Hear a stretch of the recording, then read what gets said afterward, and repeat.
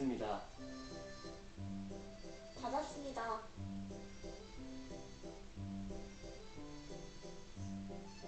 드렸습니다. 받았습니다. 누군가를 위해 함께 한다는 것. 줄 때도 받을 때도 기분 좋은 선물이 되어 돌아옵니다. 함께 만드는 기쁨. 지난 일주일간 당신은 5번의 출근, 2번의 야근, 3번의 미팅, 2번의 데이트를 하며 12번의 환경보호를 실천할 수도 있었습니다. 나무를 베지 않는 착한 아메리카노 나왔습니다. 환경보호, 생활 속에서도 실천할 수 있습니다. 제가 요즘 가보고 싶은 곳이요? 제주도, 발리, 파리. 너무 많죠. 아빠요? 글쎄요, 잘 모르겠는데요. 제가 관심 있는 거요. 골프, 자전거, 사진, 기타, 낚시. 집사람이요? 집사람은 말하지 않아도 아는 사이는 없습니다. 가족일지라도 오늘 가족끼리 물어보세요.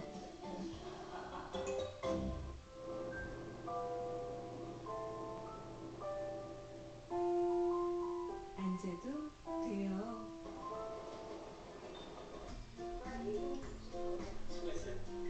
잘할 수 있어요. 기뻐해도 돼요. 멀리 있지 않아요. 일상 속에 있어요.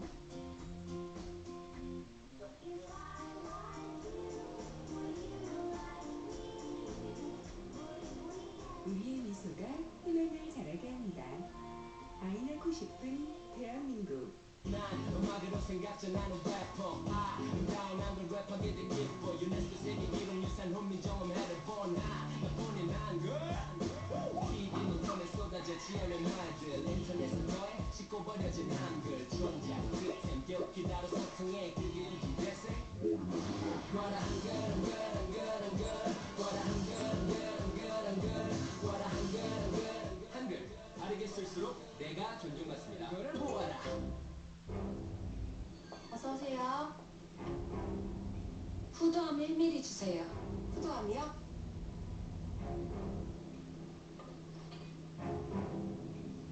어서오세요.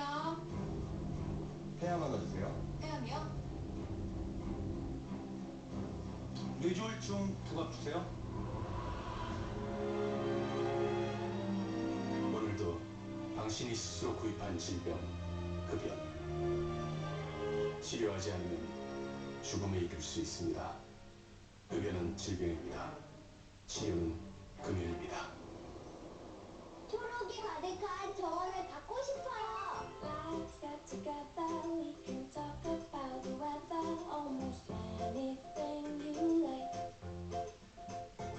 소년의 작은 꿈을 이뤄준 이웃들의 마음이 What like to do? 기분 좋은 사진이 되어 We are another. 시인에게 영감을 주고 어느 방송 작가의 아이디어로 다시 태어나 지구 반대편 아이의 꿈이 됩니다. 세상을 웃게 하는 기쁨의 나비 효과. 따뜻한 관심에서 시작됩니다. 함께 만드는 기쁨.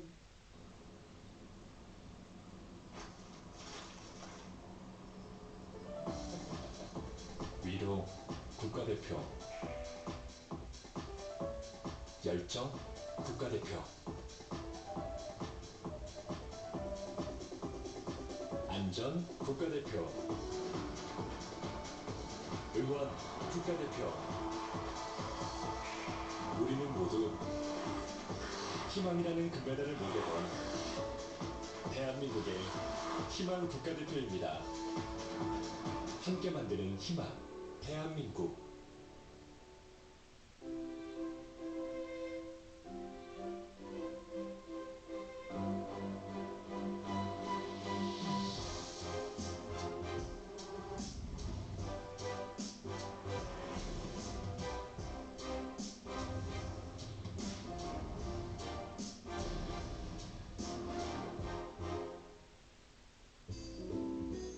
행복한 결혼, 작은 결혼식으로 시작하세요. 해주세요.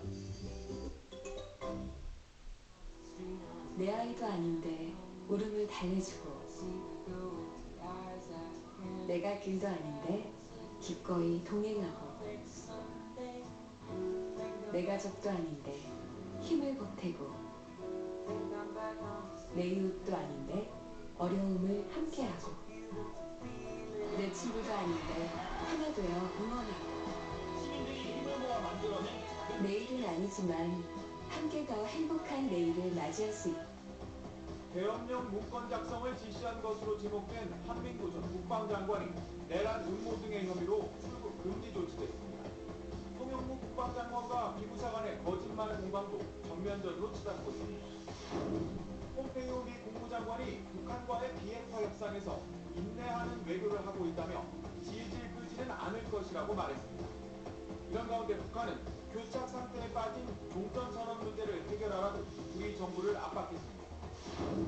SK건설이 시공 중인 라오스댐 사고로 최소 24명이 숨지고 96명이 실종된 것으로 알려졌습니다. 우리 정부는 긴급 보호대를 파견하기로 했습니다. 법원행정처의 재판 거래 의혹이 일제 강제징용 피해자의 재판에까지 영향을 미친 정황이 드러났습니다.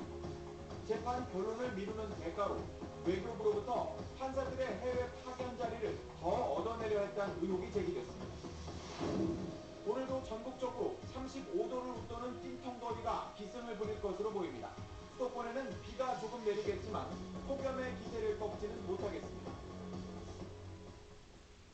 라오스댐 사고 원인을 두고 공사를 했던 SK건설과 댐 운영을 맡았던 한국서부발전 측의 발표가 전혀 다릅니다. 폭우로 인한 댐 유실이 문제였다는 주장과 사흘 전부터 이미 침하가 일어났고 결국 댐이 붕괴됐다는 주장이 엇갈리고 있습니다. 기업들이 서로 책임을 미루는 사이 정부는 자칫 외교 문제로 번질까 우려하고 있습니다. 누구 말이 맞든 간에 이번 사고로 나라 망신은 피할 수 없어 보입니다. 이강 기자가 보도합니다. 사고댐 시공사인 SK건설은 홍수로 물이 넘친, 즉 범람이 원인이라는 입장입니다. 기록적인 폭우로 댐에 저장된 물이 넘치며 22일 밤부터 댐 윗부분이 쓸려가기 시작했고, 비가 계속되자 23일 저녁엔 댐 상단부의 너비 200m 정도가 유실되면서 피해가 커졌다는 겁니다. 댐의 운영을 맡은 한국서부발전 설명은 전혀 다릅니다.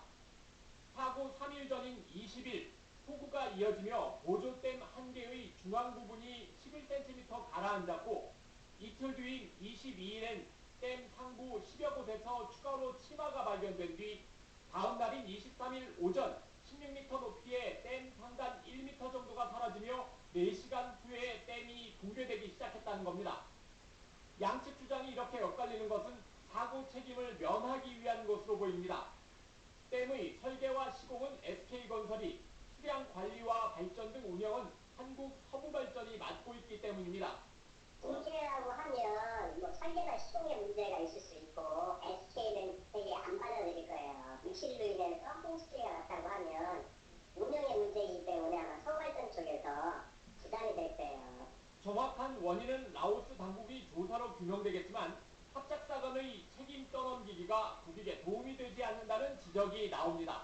SBS 이강입니다. 한국전쟁 정전협정 체결일이 하루 앞으로 다가왔습니다. 내일을 전후해 북한에서 미군 유해 일부를 송환하기로 했다는 기사가 아침신문에 실렸습니다. 중앙일보입니다. 외교 소식통들은 미국과 북한이 미군 수송기를 이용해 50여 구의 미군 유해를 송환하기로 했다고 밝혔습니다. 송환 방식은 북한이 발굴한 미군 유해를 원산으로 옮기면 미군 군용기가 원산 달마공항에서 싣고 오산리 공군기지로 오는 쪽으로 의견을 모았는데요. 미군 수송기를 원산에 파견하려는 건 이번이 처음입니다. 만약 유해 송환이 이루어질 경우 교착된 북미관계를 풀어나가는 계기가 될 거라고 신문은 전망했습니다.